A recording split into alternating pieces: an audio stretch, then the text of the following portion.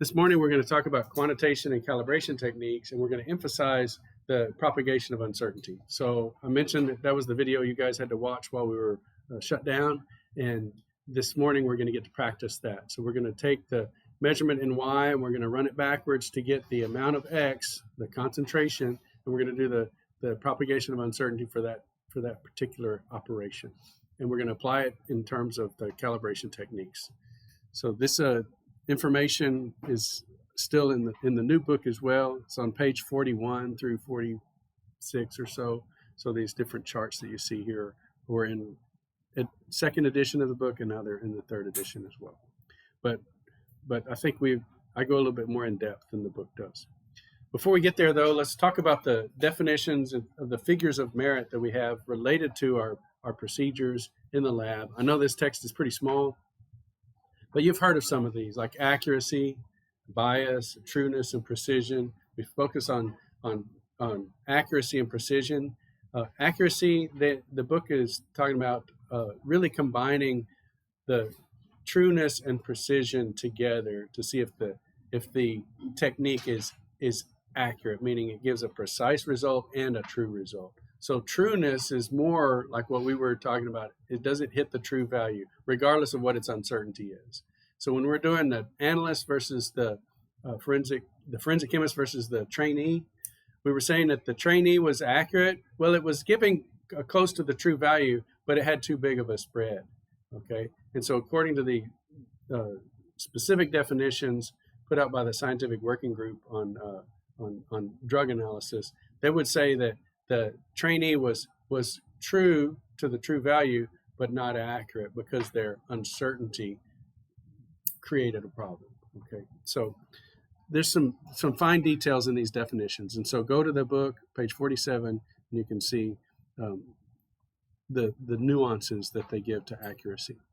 Now, reproducibility and repeatability, that's like in the same measurement, in the same lab, you do the same technique.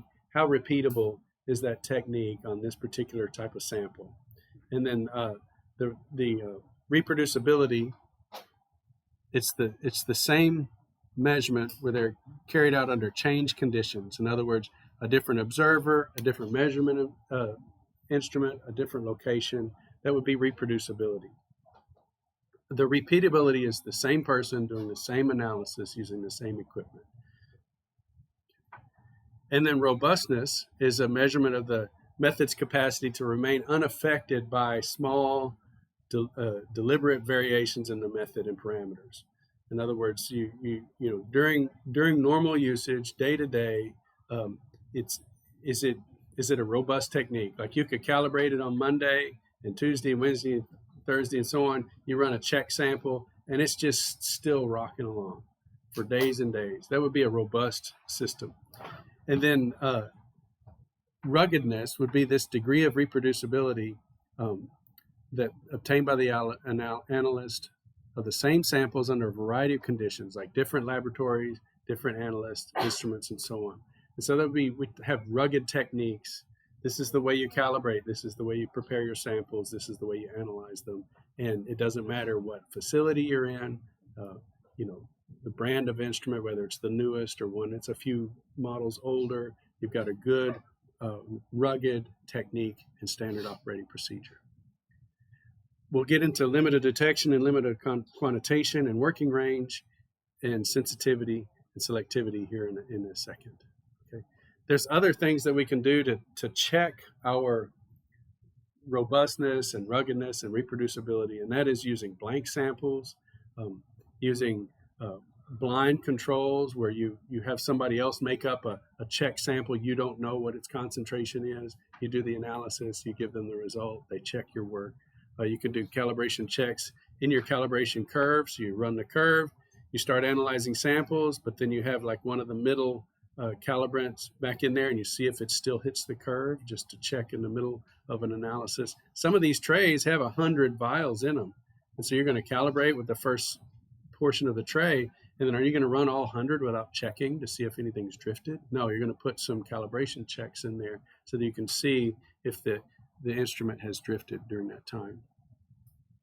And then we have this difference between replicants and duplicates. So let's do in terms of drug testing. So when I was at Pantex, we had mandatory workplace drug testing. It's kind of interesting. I'd never worked in a place like that. The university doesn't do that. So when I went to work for the government at Pantex, we had pagers. It was a secure area, so you couldn't have cell phones or anything like that. But we did have pagers, and your little pager would buzz, and it would look down, and it would say drug test or report to medical, whatever. But you knew it was a drug test. So you're like, oh, you tell your boss, sorry, I got to leave the meeting. You had 30 minutes to show up, and you get there, and you had to go in the cup, and if you were later than 30 minutes, it was an administrative positive. Yeah. The worst scenario was you come right out of the bathroom and your pager goes off, and now you got to go pee in the cup, and you don't have to, right? But you still had to show up in 30 minutes, and you could just wait in the waiting room under observation, until you had to go again. And you get bottled water, so you're sitting there drinking the bottled water. But then what they would do immediately after getting the sample is they would split it, okay? And the first one they would send for analysis, and they had the duplicate reserved, okay? They also had a little temperature tape on there too, in case you had like clean urine in a test tube or something in your pocket or whatever. So you wanted to try to fake the drug test. They put a little tape on there and see, oh no, this is cold. Where'd you get this? That didn't come out of a body. So it was really, really, I was impressed with the whole procedure, as you can tell. But anyway, they had the duplicates. So duplicates are split at the source. That's the difference between a duplicate and a replicate. Okay. The replicates are the same source, but split in the lab. So replicates are split in the lab. Duplicates are split at the source. And that's just the big difference there. So I really appreciated this because let's say they send my sample off to the lab to get it analyzed. They got a little barcode and all of that stuff. It's tied to my ID badge, and it gets hit for, I don't know, codeine or something like that. So they think, oh, he's got an opiate problem. Okay. Then they call back and get the duplicate, and they run the split to see if I get hit on both. Okay. So it's a protective thing, because what if the lab messes up the replicates or some kind of paperwork error messes up, and they run someone else's sample under my barcode? It shouldn't be possible, but what if, right? And so then they go back and they test the duplicate. If I get hit on both of those, then they come and have a talk with me. And they're like, you got hit with a drug test. Both your duplicates got hit for the same thing, and we need to talk about your habits, what's going on. So that would be what happens. So. And then spikes. Sometimes you take your unknown and you spike it with the analyte to bring it up into the concentration range, or if it's down kind of at the low range, you spike it up into the high range just to see if you still get the same quantitation. So let's say we have one of these replicates, we measure it, it's down at the, I don't know what units, let's say, 1 nanogram per milliliter. And that's at the lower end of your calibration curve. And so then you put in 50 and get it up in the middle. And if it's 1 nanogram per milliliter and you put in 50 and it measures 51 nanograms, then you know it really was 1. You get that? We added 50. So we measured at 1. It's kind of at the low range. We're uncertain at the low range of our calibration curve. So we put a spike in, bump it up, and it measures 51. We get the same answer, essentially. We know we put in 50 and we got 1. So. Now here's a horrible calibration curve. It kind of looks like it's hand-drawn, even it's out of the book. But anyway, we have this linear dynamic range, LDR. This word D is for dynamic.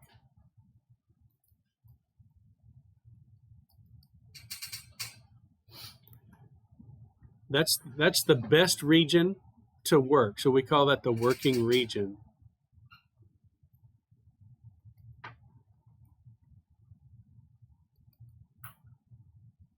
That's where we want to work.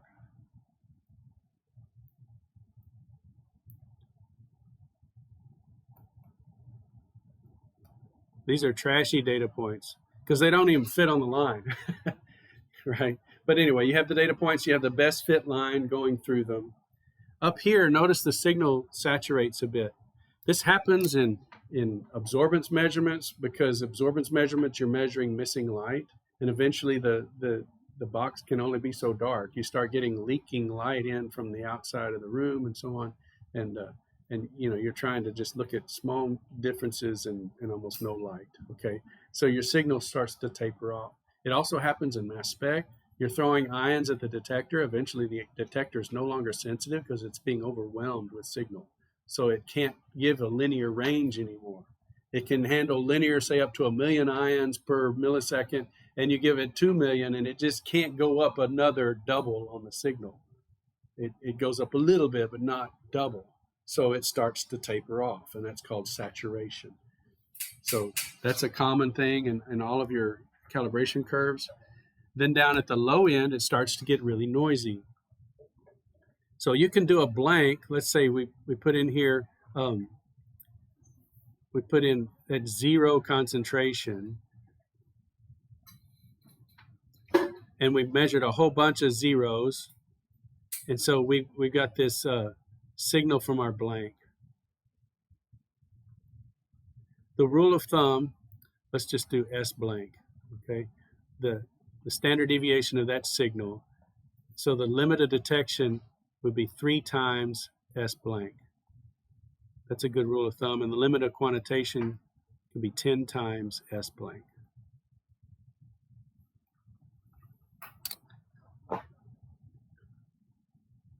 And that works pretty well. What we're saying is we know it's a real signal above 3 times our noise level. So we know it's a real signal, but we're not confident in quantifying that. Once we get to 10 times our noise, then we can quantify it. And that sort of begins our linear dynamic range. Where does the saturation begin? It's kind of a question mark. What you can do is sometimes if you have some data points on here, you can maybe add in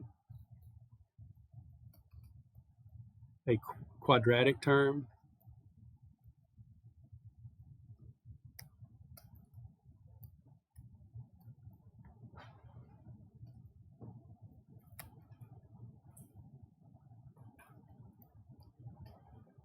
But eventually it just becomes useless. So sometimes you might have a little quadratic addition to your linear calibration curve. Okay, so let's talk about this correlation coefficient. It's a good way to monitor how good your calibration curves are. It's a percentage of the scatter in the data that's captured by your model. That blue text is a good way to describe what R squared is. So R is the correlation coefficient. We'll get into hypothesis testing again, and we'll talk about the Pearson's correlation coefficient. This is similar to that, in that if there's no trend in the data, then R is going to be 0 and R squared will be 0. But if there's a strong trend in the data, so this is the scatter of the data, and how much are we capturing by that line? Really nothing. That line doesn't tell us anything at all. So that's why we're capturing 0% of the scatter. Okay. Now, it's tempting to say that there's no trend here, but you can't really tell there's no trend. There might be a trend, it's just not a linear trend. Okay, what if the signal you were measuring was this? Let's see if I can do this well.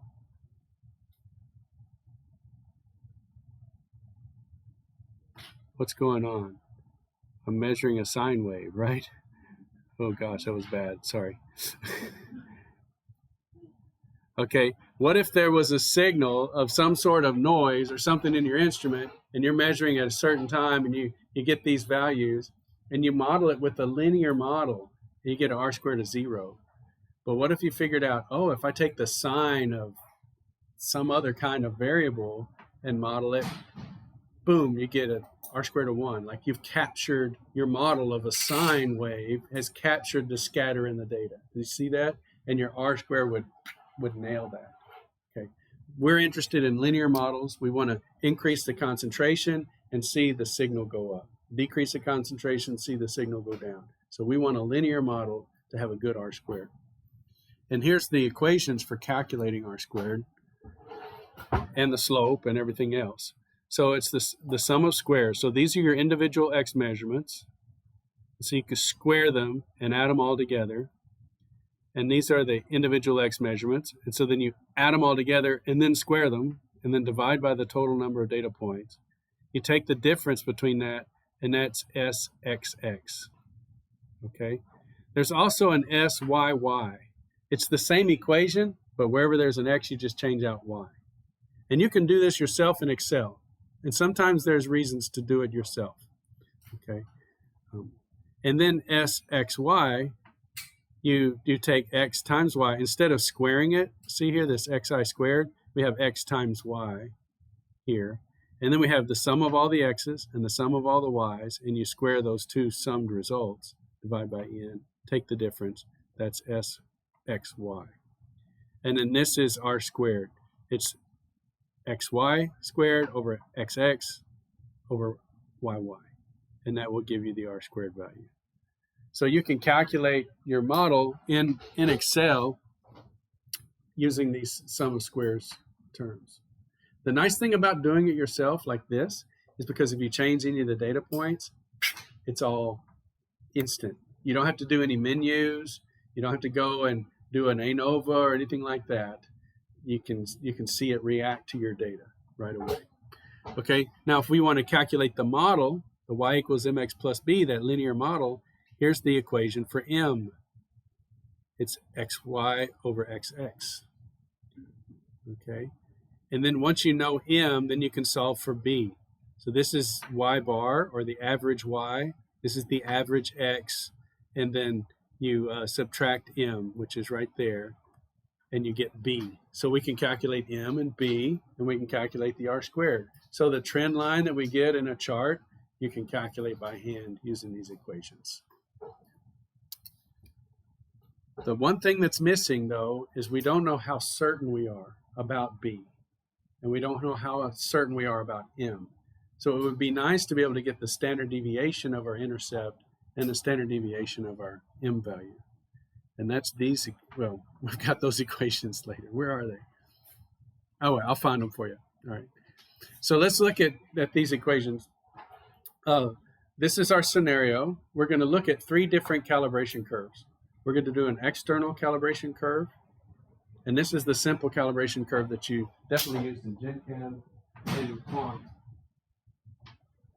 I think GenChem had like a copper sulfate solution. Do y'all remember that? No? Did you do a GenChem calibration curve with the Spec 20? Yeah. Okay. And absorbance and the blue color. It's pretty blue color. Yeah. Certainly that was an external calibration method. Internal calibration is when you add a standard. You have basically 2 analytes and you do a ratio. You have an internal standard, and then you have the standard that you're trying to measure. And then standard additions, where you actually add the analyte in varying degrees to the sample matrix. And so we're going to study all 3 of these calibration methods against a check sample of 125 parts per billion cocaine in blood. So we have a blood matrix with cocaine in it. And we're going to analyze it these 3 different ways. Okay. So using external standards is one where the system must have minimal matrix effects, and we'll see why for sure. Okay. The sample is blood, but our external standards are various amounts of cocaine in an organic matrix. So we're using a chromatographic technique with a mass analyzer on the end, mass spec, and so we put in our cocaine calibration is in acetonitrile, which is an organic solvent. So it goes through the GC, cocaine comes out, is detected by the mass spec. Then we put in our sample, which is extracted from a blood matrix, and then it goes through and we get the cocaine out. So one has all of the stuff that's in blood in it, that's the sample, and our external standards are pure cocaine and acetonitrile. So when we talk about the difference between those, that's called a different matrix. Blood is the matrix for our sample. External standards have an organic solvent matrix. It's what's holding the analyte. So organic solvent is not blood, and this may cause problems, or it may not. This is a quick and easy we calibrate our GC with acetonitrile and cocaine, and we're wondering, can we use this external standard technique on samples that are complex like blood, urine, all these different things? So it's kind of a test of our method. Can we use this organic external solvent and external standards method to analyze things that have a complex matrix like blood? So here's our external calibration. This is a much better calibration chart. Remember the one I said trashy data points? These are nice. See how they're all on the line? The line goes through the width of the little markers, like it stays within even those small dots. Okay. So up there at the top, this is the page number for the second edition, page 67, and it's like page 41 in the third edition. It's in that range, 40, 41. So we have parts per billion cocaine, 20, 50, 100, 250, and 500 added to acetonitrile, injected into the GC. At certain retention time, we have the mass analyzer look at the peak area, and we get these enormous signals from this. That's another thing that's wonderful. I talked about sensitivity. The slope of this calibration line is what we call sensitivity. So this 416 is the slope, and that equals the sensitivity.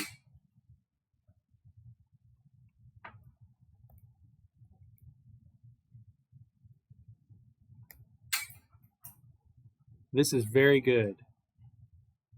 Okay, because plus or minus 1 ppb gives us a signal of plus or minus 416 signal. So that's great, right? You get a change of 400 with every part per billion. You see why slope is the sensitivity? A tiny little change in parts per billion gives us a huge change in signal. Okay, what else do we see? Well, we see a really good R squared. 3 9s and a 4. You see this right here? And we see our intercept here at 1200. Let's look down here at the coefficients. And so in the ANOVA table, let's see. So we got our peak area, we got the cocaine standards. So here's our intercept B, 1213, which we see up there in the trend line. A lot of you know about trend lines. You can add a trend line to the data in the chart, but then ANOVA is the best place to go for the uncertainty of these values. We get B, which matches the trend line. So the ANOVA table doesn't seem to be giving us any more information, but wait, there's the M, 416, but the ANOVA table gives us the standard error. So this tells us the uncertainty in B, which we don't get from the trend line. Okay. So you need to be able to do the ANOVA analysis, which is the linear regression in Excel. And then this uncertainty in the slope is plus or minus 6. Do you see any problems here? If you were to ask me what B is, I say it's 1200. And you say, well, how sure are you? Well, it could be plus or minus 1500. So it might be, what is that? 15 and 12, that's 27. So it's 12. Well, it might be 27, or it might be negative 300. Right? So that's a big flag, right? To say that the uncertainty in B is big. Here's another thing to look at, and it's the p-value. That's the probability that the null hypothesis is true. So what's the null hypothesis for a linear regression? You see it in the notes. The null hypothesis is that M and B are 0, that there's no correlation to the data, like the signal doesn't depend upon M and B. And so this is the probability that that's true. So we have a 48% chance of B being 0. Does everybody understand the p-value now? This is the probability that B is 0. Does that match what we see here? Yeah, it could be 2700, it could be minus 300. It's probably 0. There's a 43% chance that it's 0, that there's no intercept, which is really good, because if we took our concentration of cocaine down to 0, what would the signal do? It would go to 0. Okay. So we would expect our intercept in a perfect world to be 0. So this is actually a good result. This one is the probability that M is 0. It's 6 parts per million. 6 times 10 to the minus 6. Okay, that's pretty good. And we can see that up there. We're like, well, we changed the concentration and the slope is crazy, 400 slope. And so we know that M, there's a response to changes in concentration. But what should we do about the B value? Redo the regression and set it to 0, because that's an option in the regression. Okay, and so where do these uncertainties come from in that second column? Here's the equations for those uncertainties. On the left is the least squares thing, but over here is the uncertainty equations. And so they're written in terms of those SXX and SYYs. So you have to calculate the uncertainty for the regression. We don't ever use that number elsewhere, but we have to use it to calculate the uncertainty in the slope. Okay, do you see that? So it's an intermediate value. So we use the SYY and we subtract M squared times SXX and divide by the degrees of freedom, but it's like -2. Why is it -2? Well, the degrees of freedom that we were talking about earlier, we took away 1 degree freedom because we calculated the average, okay? And in calculating the slope, we've calculated 2 averages. We calculated the average of the Y values and the average of the X values. So we've taken away 2 degrees of freedom. And so we have N-2 left. Okay, so we need, this tells us we need at least 3 data points to be able to do this. And so then when you take that uncertainty in the regression and divide by the square root of SXX, we get the uncertainty in the slope. So we can report, M plus or minus SM as our uncertainty for our slope. And then we can use that SR to calculate the uncertainty in B with this equation. And then we can report B plus or minus SB. So that's where that second column came from in the annual output. I just like to always show you the equations behind these things. The only downfall I haven't ever figured out is I don't have the equations for the p-values. So I don't actually know how they're calculated. So we've reached that, in that statistical area, the frontier of my knowledge.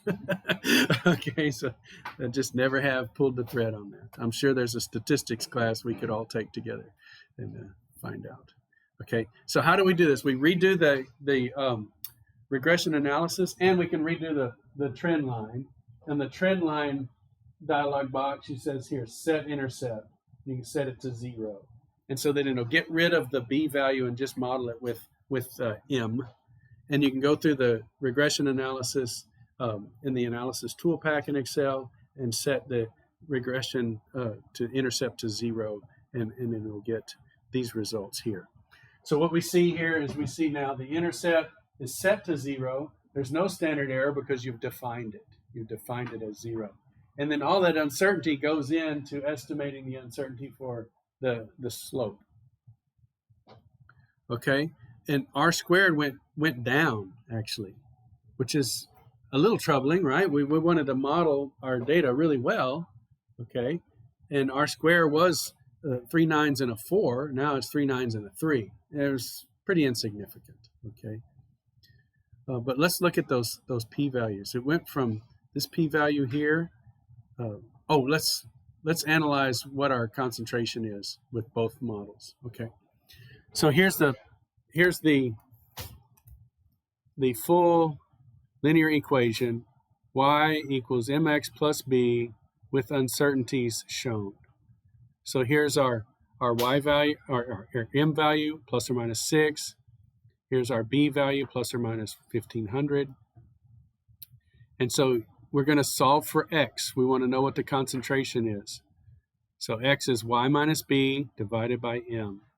So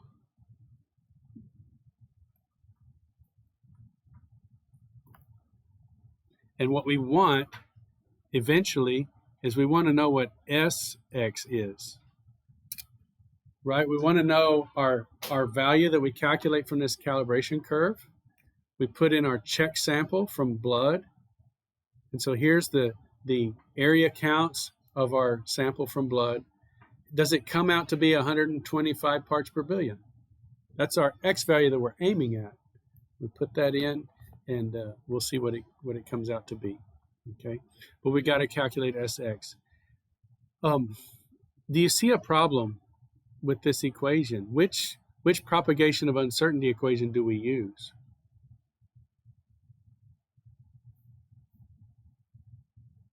Remember, we had a certain series of equations that were related to addition and subtraction, and we had some that were related to multiplication and division. And this problem has both, so we got to do it in two parts. So whenever you have something like this, we have two parts. So we're gonna take this piece right here, and we're gonna call it the numerator. Okay, the numerator. And so the numerator is y minus b. So our y value is 2862 minus 1213. Okay. We really appreciate someone with fast calculator skills, so they can just pop those in there for me. Does anybody have that? 1649. Yeah, and I messed up my numbers. 28,632. I missed a digit there. Okay, and say it one more time, please. Oh, sorry, it changed now. Okay.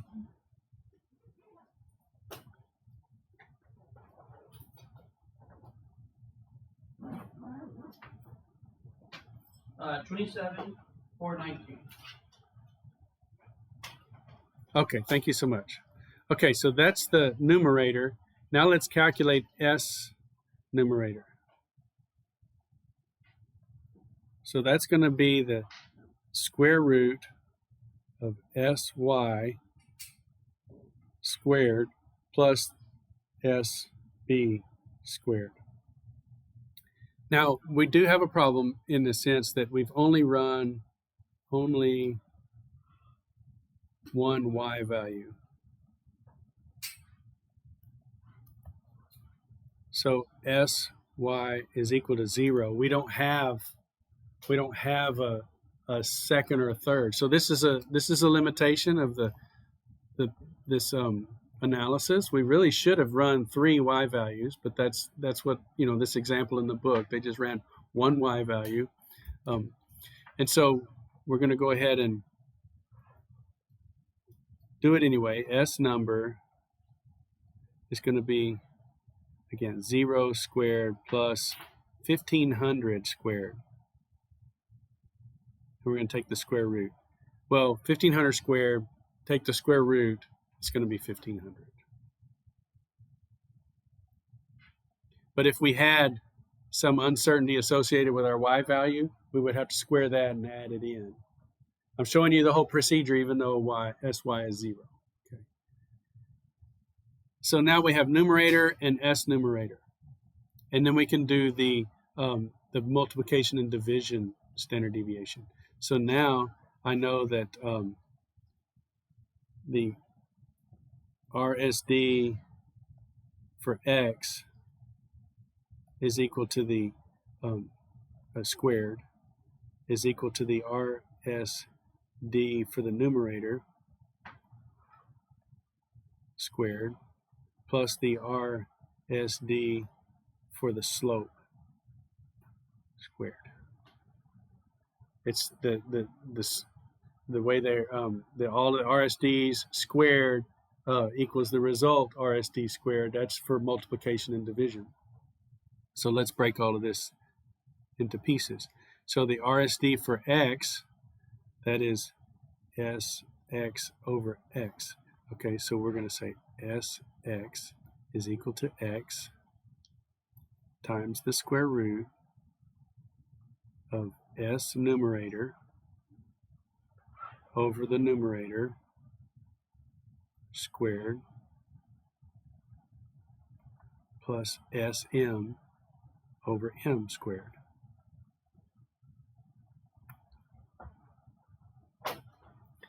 the square root came from this square right here. We took the square root of both sides. And the RSD of x is the uncertainty in x divided by x. So we moved x over to the right. And so now all my numbers are on the right and my variables on the left. Okay. So let's put all our numbers in. So the x value that we solved for, okay, we didn't solve for that one yet, did we? So let's take this numerator and divide by m. Divide by 417 is equal to x. Okay. So would you do that for me? 27,419 divided by 417. 65.75. 65.75. Okay. And then the square root. And then we have the uncertainty in the numerator was 1,500. And the numerator was 27419.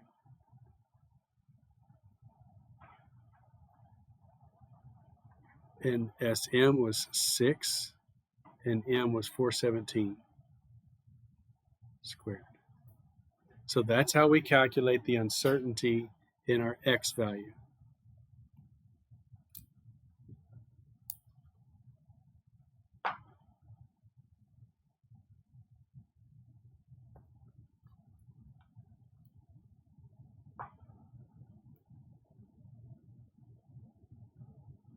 And so we got our x value right. Like the rule revealed 65.8 parts per billion. That's what this turned out to be. Equals this one right here, 65.8. And our uncertainty, after you do the square roots and all that stuff, should come out to 3.7.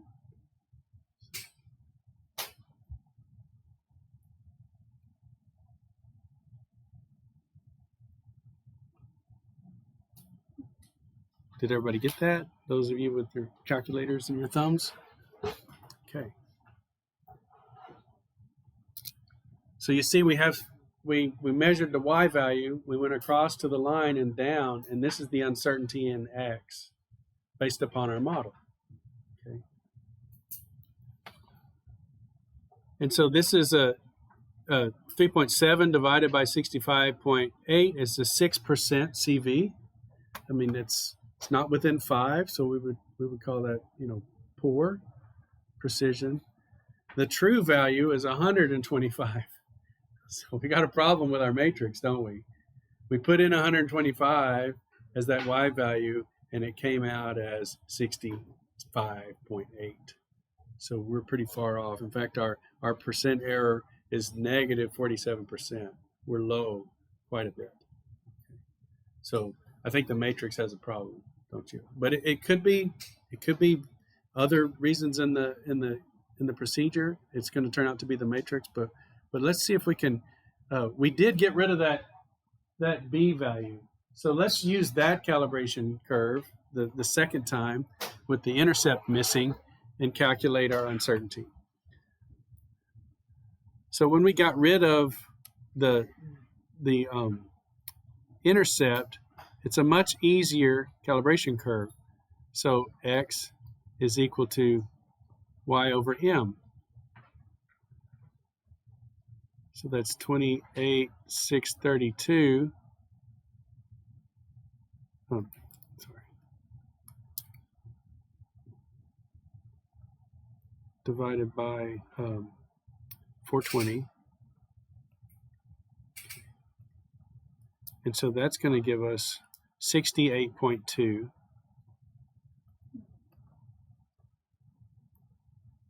Okay, that's just for units. This 420 is area counts per part per billion, right? It's a slope. And then the 28,632 is area counts. So the area counts cancel. 1 over parts per billion. The parts per billion comes up on top.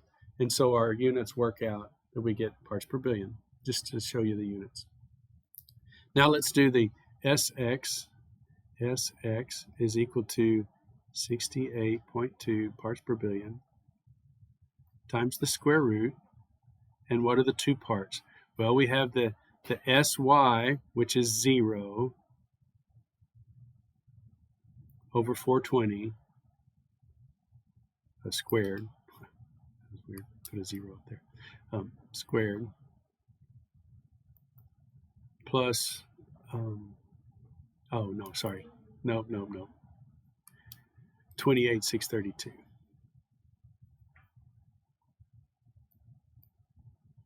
And then we have the 4 over 420 squared.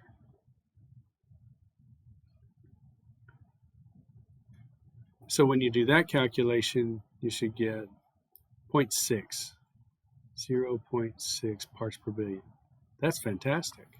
Okay, look how much our uncertainty improved when we got rid of that stupid intercept, which had an uncertainty of 1,500.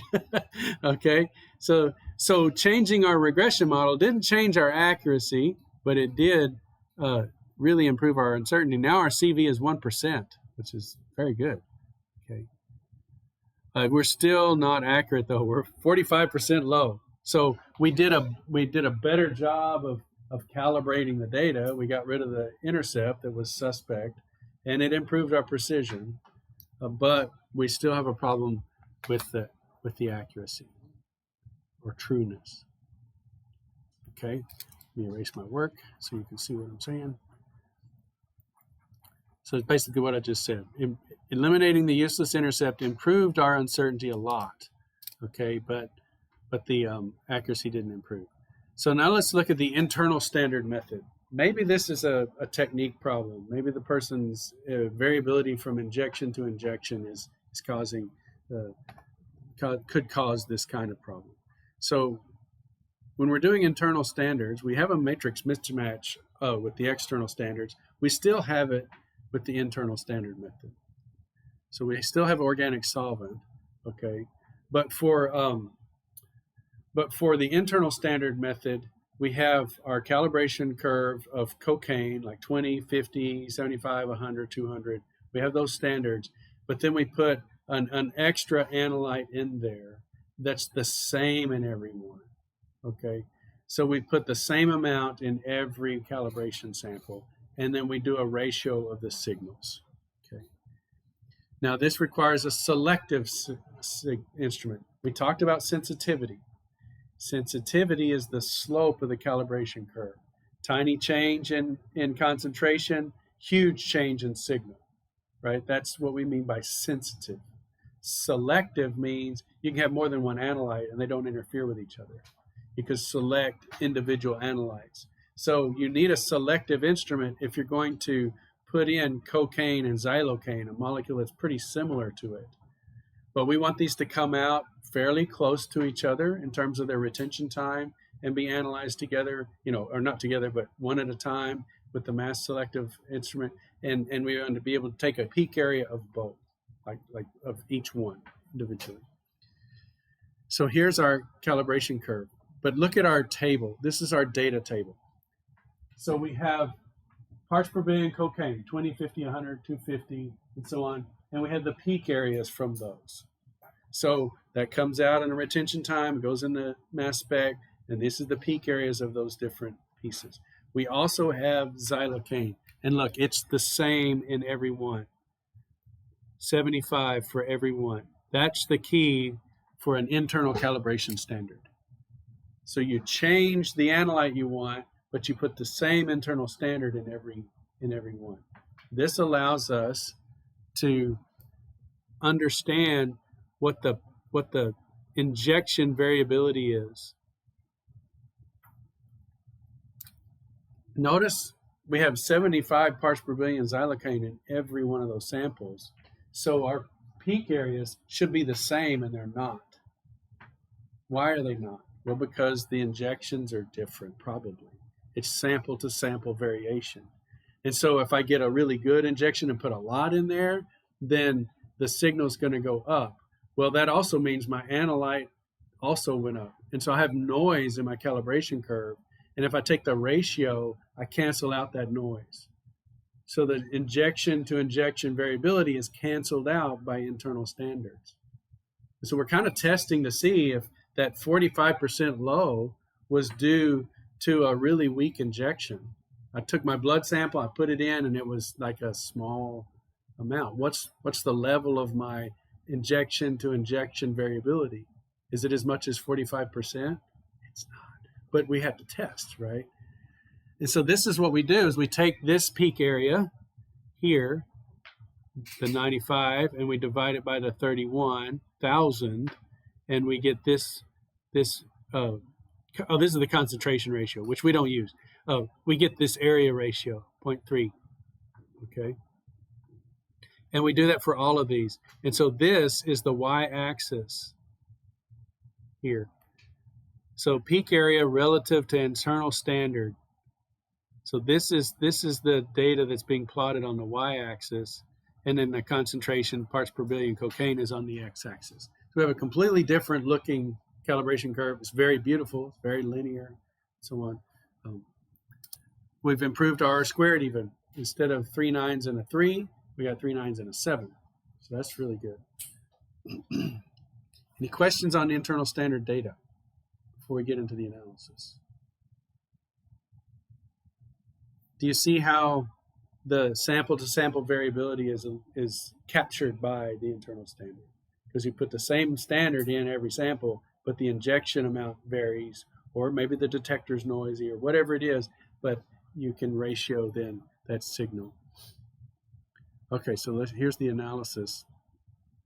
We have our intercept, we have our slope, the uncertainties in those, and our p-value. So the intercept p-value is garbage again. 40% chance that it's 0. Okay.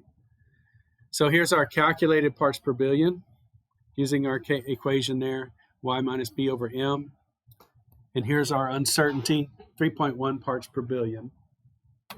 Okay. But look at that. Oh, we calculated 126. That's pretty good.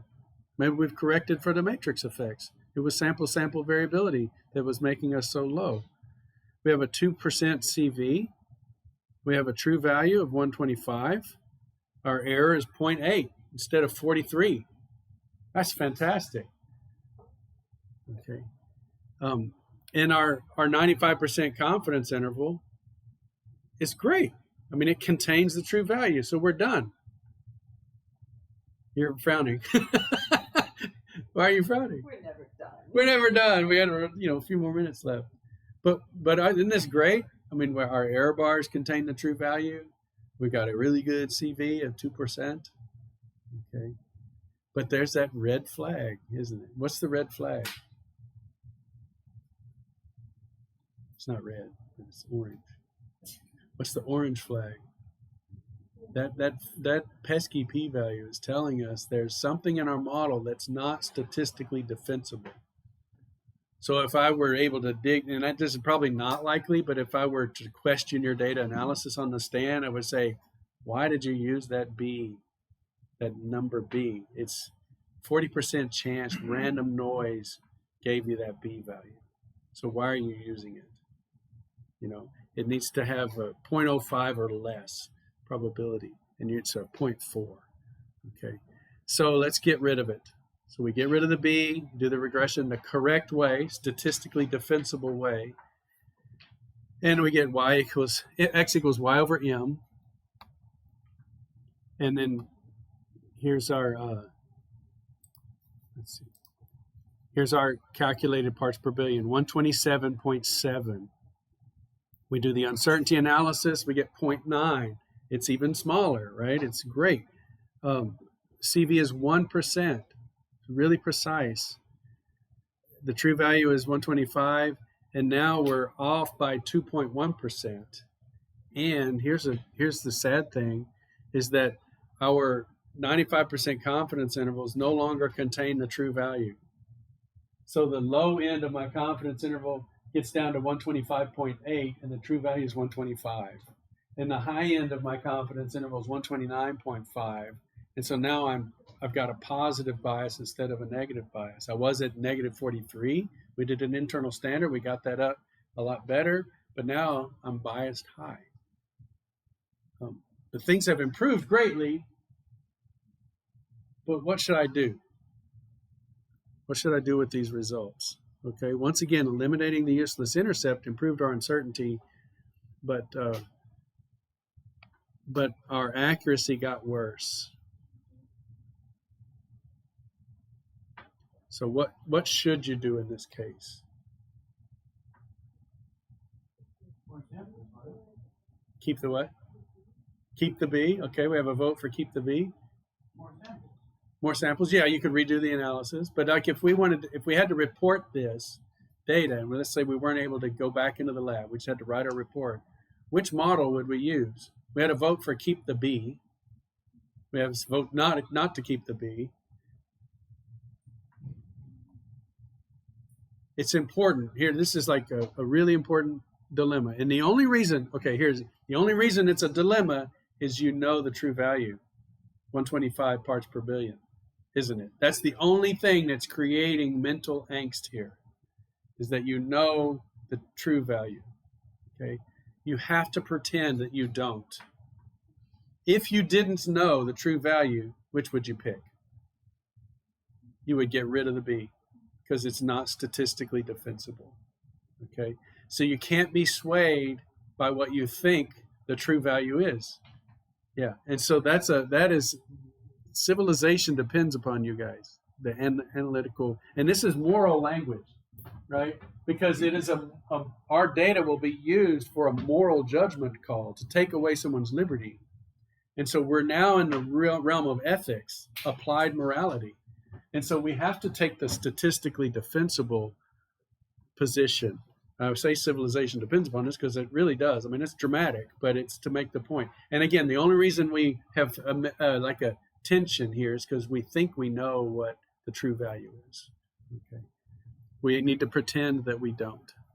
Okay, it's, you know, I don't know how separated the lab is from like the media surrounding a high profile case, but you can imagine how much pressure you would have if you knew you were analyzing the data for someone who was really guilty, like you just knew it. And that's, again, it's kind of thing of knowing the result you think is right, the pressure on you to make these tiny little decisions that can give you the wrong answer. And you can't defend them when you're questioned. So you've got to stick with the statistically defensible position and then reanalyze the data, maybe a different way like this with standard additions. You know that B value is suspect. You also know that the matrix is suspect. You know that blood and organic solvents are not the same thing. So let's look at this. The actual blood sample already containing 125 parts per billion cocaine is split into 4 analysis samples. So this requires that you have enough to split it up into 4. But our chromatographs and so on, they really take small volumes, 100 microliter injection. It's a tiny little thing. And then even the vials now have inserts in them where the insert only contains like 300 microliters. So you can really get the volume of your samples down very far. So if we could split this blood with the 125 parts per billion cocaine into 4 samples, then we could do standard additions. So after standard additions, it's the x-intercept of the calibration curve that gives the initial amount of cocaine in it. So now our matrix has no organic solvents in it. We're putting cocaine directly into the blood samples. We already have the check value, the 125 parts per billion cocaine in blood. That's our check sample. And then we're going to add more to 3 of them. So here's what we have. On the x-axis is the amount of cocaine we added. So it started out with our check sample of 125 parts per billion, and then we added nothing to sample number 1. We added this amount, like 50 parts per billion to sample number 2, 100 to sample 3, and 200 to sample 4. So we only added extra cocaine to 3, but we get this nice linear curve. It's at least 4 nines, because when it got to the 4 nines and a 5, because it rounded up to 1. So Excel only keeps 4 digits in the R squared, so it's even better than our past models. There's our intercept and slope. And the intercept is where it is at 0. It's the y-intercept. So when x is 0, it's that value right there. So 30,000. I guarantee that B is going to be significant. right? Because it's way off the baseline. Now the initial amount present is this x-intercept. So where this line comes down and hits the x-axis is the original amount of cocaine that was in the blood sample. So we just need algebraically to solve for the x-intercept.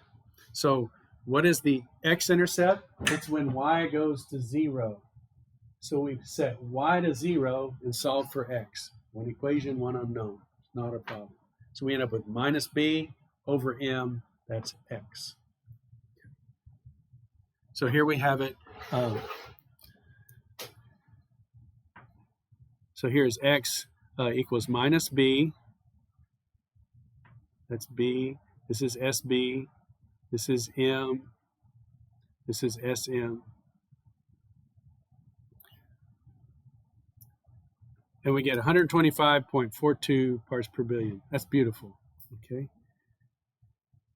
This is a multiplication and division, and so we can do the, SX is equal to x times the square root of B over B squared plus SM over M squared. Pretty simple calculation, and we get this 0.23 parts per billion. That's beautiful. Okay, take the ratio, 0.2% CV. That's excellent. That's way below 1. And our check value is 125 parts per billion, and our percent error is 0.3. So let's look at our 95% confidence intervals. So this is 0.23, the uncertainty. I didn't do this earlier, but it's times 1.96 is 0.46. And then this is 125.42 plus or minus the 0.46. So it goes down to 124.96, which envelops our known that we had in there originally, and goes up to 125.87. So this is just a beautiful result because we don't have any matrix effects. We don't really have any injection to injection uncertainties. I mean, that's still probably in this model, but it's small, okay? And so it didn't interfere with our values. So I guess the take-home lesson is this is a good example of determining what kind of technique, standard operating procedure, is valid for different matrices. This is how you would evaluate them with a check sample.